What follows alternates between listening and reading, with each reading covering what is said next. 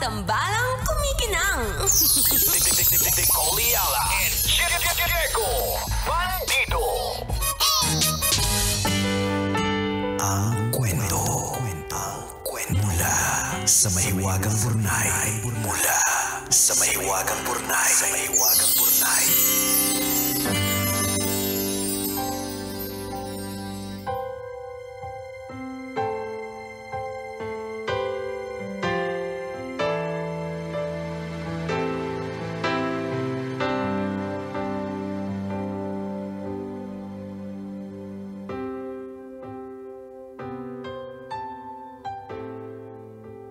Dear kumikinang na tambalan, Nicole Ayala at Diego Bandido. Itago niyo na lang po ako sa pangalang Olivia. Listener niyo na po ako simula pa noong 2011. Pero hindi ko akalaing darating ang panahon na susulat din ako sa inyo. Kailangan ko po kasi ng payo at wala akong mapagsabihan ng pinagdadaanan ko. Hindi po ako handang sabihin sa pamilya at malalapit na kaibigan ko. Ganito po kasi. Nakilala ko po ang asawa kong dating OFW din sa trabaho. Sinuwerte naman po kami at nakapagpatayo ng resort. Ay, a friend natin. To Friend! Si Ma'am Olivia! Franny Olive! Via! Livy! Wow! Porque may resort! Sabi niya, swinerte naman po kami at nakapagpatayo ng resort at commercial building. Oh! Yan. Mars! Ma'am! Bata mo kami! Oh, kami ang bata mo ha! Na pinaparentahan dito sa atin. Nagpakasal po kami ng 2015 at umuwi na for good. May isang anak na po kami at special child po ito. Maayos at masaya po ang pagsasama namin. Hanggang ngayon, nagde-date pa rin kami. Araw-araw kaming magkasama at hindi siya pumapalya sa mga sorpresa sa bawat okasyon. Sobrang haba rin ang pasensya niya sa mga pagkukulang ko tulad ng magulong bahay o kapag hindi ko siya napagbibigyan sa eme na siyang primary love language niya. Madalas namin pag-awayan yan kasi masyado siyang active at hirap akong sabayan. Siguro dahil sa dami ng responsibilidad ko lalo na't special ang anak namin. Ito po ang masakit. 3 days ago nahuli ko siyang may ibang babae. Hindi lang isa, marami. Bayarang mga babae. Tuwing sinasabi niyang may OT siya sa trabaho, sa motel pala siya nagpupunta. Hindi ko makontak kasi critical daw ang meeting. Noong nakaraang taon, 7 beses siyang nag-book ng babae. This year, linggo-linggo nitong January at Feb. 1 hanggang 2 oras sila sa motel. Ayaw pang umamin. Nag-uusap lang daw sila. Talaga ba? Bawal ba mag-usap sa coffee shop? Para mabalik daw ang tiwala ko, willing daw siyang mag-resign at maghanap ng work from home na trabaho para hindi na siya lumabas ng bahay. Tuwing lalabas daw siya, kasama na kami ng anak niya.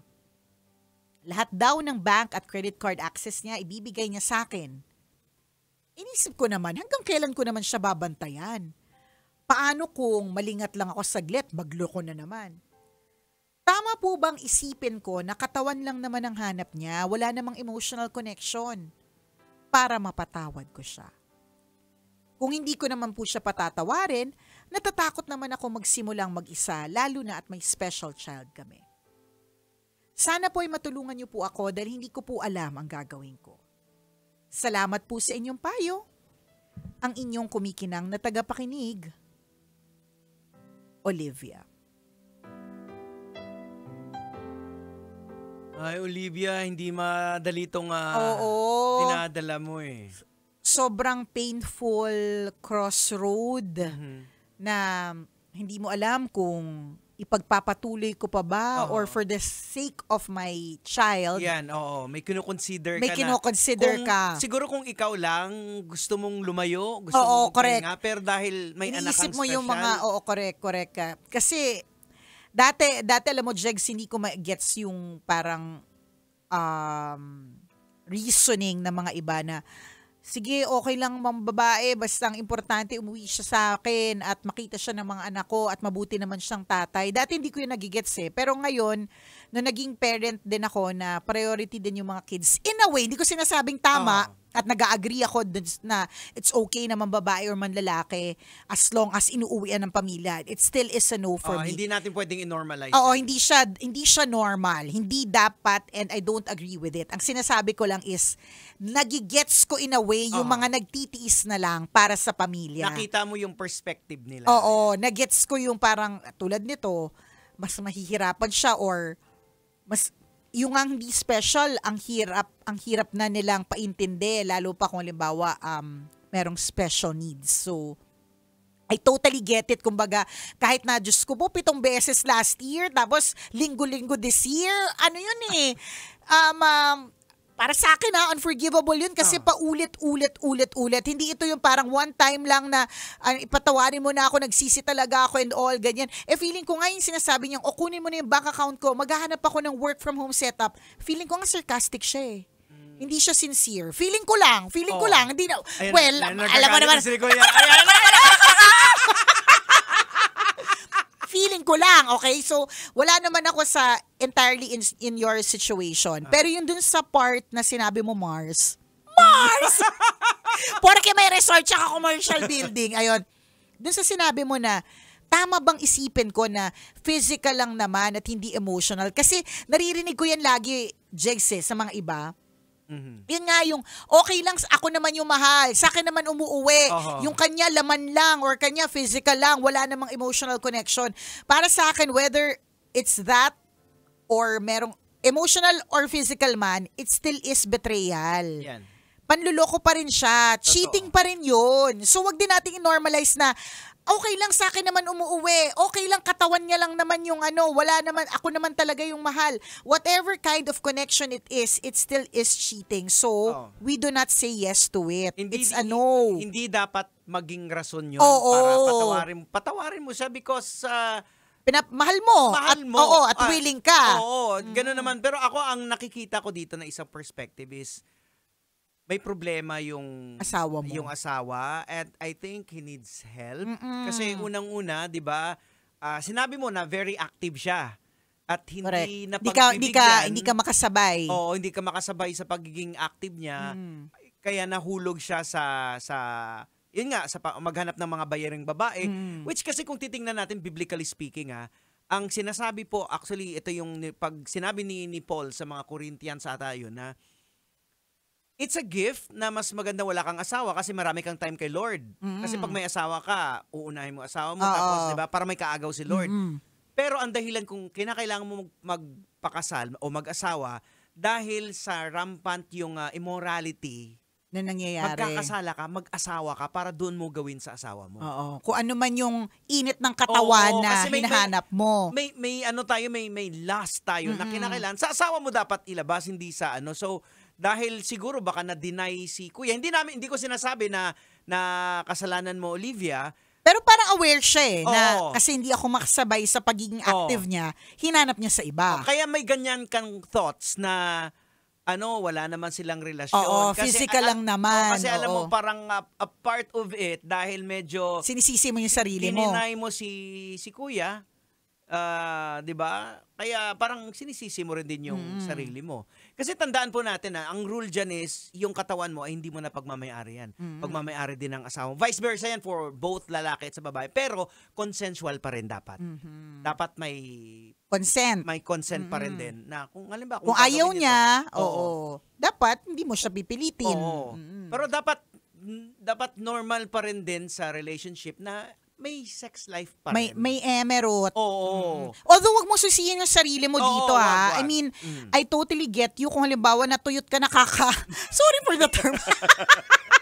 Dahil sa sobrang active ni Kuya. Di ba parang, Kuya naman. Nagkakasugat na.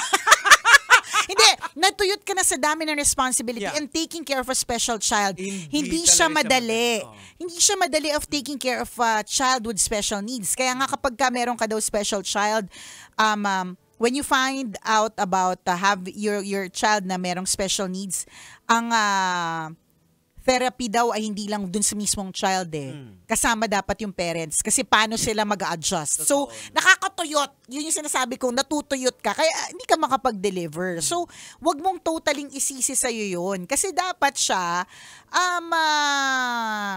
hindi, inisip niya din yung magiging feelings mo. Mali Hindi ko pwede sabihin tama yung ginawa kasi hindi mo na-deliver Never talaga, walang makakapag-justify sa ginawa ng mister mo. It's mali talaga yun, Mali kasalanan talaga, yun. correct. And definitely, there will be consequences sa ginawa niya. Wait lang, babalikan ko. Ano ba yung question niya? Kung babalikan niya or papatawarin? Ano bang gusto mo? Kung patatawarin niya. Well, I would say na patatawarin mo kasi In time. Oo, pero when- bigyan mo rin din ng yung self mo, wag mong pilitin. Kasi sinabi naman yan 'di ba, nung kinasal kayo, sa hirap at sa ginhawa. 'Di ba? Hindi lang puro sa ginhawa. So, may mga time kasi na nangyayari sa buhay natin that will humble us down. Correct. Para at least mas makita natin yung totoong perspective. Kung minsan hindi maganda talaga Hindi Ang talaga pangit talaga Nakakainis talaga. And sa palagay ko, kung di nyo kaya ng kayong dalawa lang ang magre-resolve nito, ito naman po yung dahilan kung bakit kayo may mga ninong at ninang who can give Totoo. proper advice. Yun yung diba? purpose talaga. At yung piliin mong ninong at nina na magbibigay yung advice, yung hindi rin talamak man babae at man lalaki. Kasi ibang advice ang ibibigay nun. Kung hindi man, doon ka sa professional. Or it could be a spiritual advisor. Pwede rin. Sa pare, Pwede. sa pastor. Pwede, 'di ba? Yung ganun. So seek help. Hindi mo pwedeng gawin ito ng mag-isa. Ngayon, whether or not you ask him to stay in your life, naniniwala naman ako that God will send help. So for example, hindi mo na talaga kaya. Naghiwalay na kayo eventually. Yun na talaga try ka mag-exert ng means, hindi na talaga kaya. Nagpa-counsel naman kayo, ganyan. Hindi na talaga kaya. Huwag ka ding mag-alala kasi ang dami nating kakilalang single parents who are able to survive. God will send help. Yun naman yun. Pero that's advance na tayo. Wag mo munang isipin kung paano ako pag mag-isa na ako. Doon muna tayo sa paano mo muna to i-resolve. Ganyan. Ayaw naman namin on the process na mawalan ka na ng respeto sa sarili mo kasi posibleng mangyari na halimbawa for the sake of my special child, tatanggapin ko siya pero deep You inside, lose yourself you in the lose yourself process. na in the process. Ayaw natin. yan. Kasi eventually, mauubos ka ha. And kapag ka naubos ka, wala ka nang maibibigay. Ito yung sinasabi kong totoong tuyot. Totoo. Kasi wala ka na talagang maibibigay maski sa anak mo. Kasi forgiving someone or forgiveness is parang giving out yourself. So wag naman yung mawawalan ka na, as in wala ka na talaga. Ayaw natin yun. So ayaw nating mangyari yun. Paano kami makakapunta sa resort? Kaya nga, kung Diba? mainit ang ulo mo kasi wala ka na mag-give na pagmamahal maski sa ibang tao, di ba? Ayan, ayaw namin. Ay, sana ma-resolve You pray mo for yan. yourself. Yun ang pinaka-importante. Pagdasal mo ang iyong sarili na kayanin mo. Pagdasal mo ang iyong asawa na magkaroon siya ng change of heart and mind sa mga ganap. At basta pagdasalan mo. Ano ba yung sabi mo sa akin nung isang araw, Jeg? Si Maria... Maria Sharap... Maria Love. Maria Love. From a trans to... Maria Sofia Love. Maria Sofia Love, nakilala bilang isang trans, na-realize niya na lalaki siya. I mean, ang sinasabi lang natin dito, anything can happen. Let's be spiritual about it. Spiritual battle yan. So, kailangan pagdasalan ng maigi. At saka maraming kwento din na ganyan na sobrang babaero ng pero dumating nung nahuli, biglang 360 turnaround din naman. Pwede din naman. Hindi natin din masasabi talaga. Hindi namin sinasabing normal lang yun. Okay, patawarin mo. Dali lang yan. Hindi, it's not normal. We don't agree with what he did Yeah. porque hindi ka nakakapag-deliver. We should not normalize cheating, 'di ba? Wag nating sabihin, di babaeng bayaran lang naman yan, lalaking bayaran lang naman. Wala. It's just a piece of flesh. Hindi talaga siya normal kasi cheating pa rin 'yon, 'di And ba? kasalanan yun, hindi lang sa'yo, kasalanan din sa Panginoon yun. At kasalanan din sa susunod na generation kasi hindi natin alam kung ano po yung epekto nito sa Yan. susunod na henerasyon Ganun ng pamilya ninyo, 'di ba? So continue to pray na kayanin mo ito. I do not have exact words to tell you kasi mahirap talaga 'yan, pero pray for strength. Yan. May mga problema talagang akala natin hindi natin kakayanin, but always by God's grace. Na itatawid naman po ang lahat ng bagay. Alright? Ay. Mars, usap tayo next time sa resort Oo, mo. Doon kaya- tayo mas Mag-Bible study correct. tayo. I agree with our families. Let's go, Mars. Ayan. O siya, hanggang dito na lang po ang tambalang kumikinang. Muli ako po ang kumikinang na ulo, Diego Bandido. At akong kumikinang ina mo, Nicole Yala. Kailangan pa bang i-memorize yan? Basic! So, ayun, Olivia, hindi siya... ayokong sabihin, pero parang pumapasok sa isip ko na baka there is a possibility na baka dati pa ginagawa ng mister mo dahil Oo. sobrang init niya. Hindi mo And- lang nalaman. Nung baka ano pa kayo, 'di ba? Pag-jowa. Magjowa and ayokong sabihin na Oo, wag baka na. naging- Oo, 'di ba? oo nga. Wag na nating sabihin kasi hindi naman natin alam. Oo, Pero gets ko ayan. yung line of thought diba? mo. Oo, Diba? gets ko yung line of So, thought mo. yun. Hindi natin alam. Ayan. Basta there are always consequences sa ating mga actions. Yan, oo. Laging may mga inosenteng nadadamay. Yes. Ay, Alright. pagdasalan mo yan, Mars, ha? And Yan, again, willing si Diego to conduct a Bible study at Yeah. your resort. Ayan. I'm willing to attend too. O siya, Bye! bye-bye!